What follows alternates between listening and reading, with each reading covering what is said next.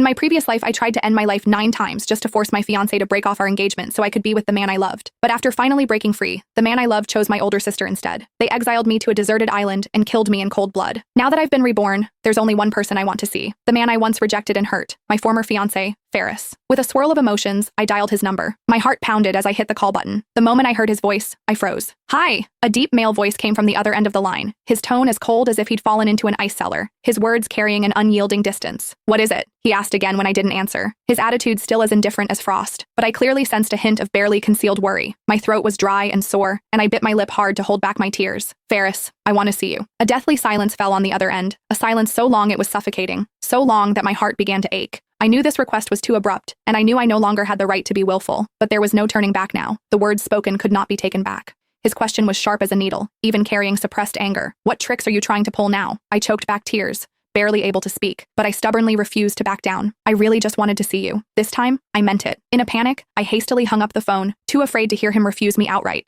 afraid to hear words that might hurt me. Yet, the instant I put down the phone, a strange strength welled up inside me, a desperate courage. Ferris would definitely come. I was certain he wouldn't ignore me. But then, my gaze fell on Leonard's smiling face on the screensaver, and a sharp pain shot through my chest. How could I have been so blind before? I was determined to change this tragic fate, to reclaim everything I had lost, and never repeat the same mistakes. Just as I was about to change this disgusting wallpaper, my phone vibrated again, the screen displaying Ferris's name. My breath caught in my throat. I frantically answered the phone. "Lena, stay where you are. I'm coming right now. I won't pressure you about the marriage. But I'm begging you, please don't do anything foolish and hurt yourself again." His breathing was rapid and frantic on the other end of the line. His words struck my heart like a tidal wave. Tears instantly streamed down my face. After I so recklessly trampled on his sincerity, he still cared about me so much, still stayed by my side, even willing to help me unconditionally, loving me without reservation. How stupid was I? "Okay," I replied softly, sniffling. "I'll wait for you obediently." My hand, which had been holding the phone, fell limply to my side as I slowly walked towards the bedroom closet. The pristine white wedding dress hung there quietly, exquisitely crafted and priceless. Yet now it felt as heavy as a shackle of torture. Tomorrow was Valentine's Day, supposed to be my joyous day marrying Ferris.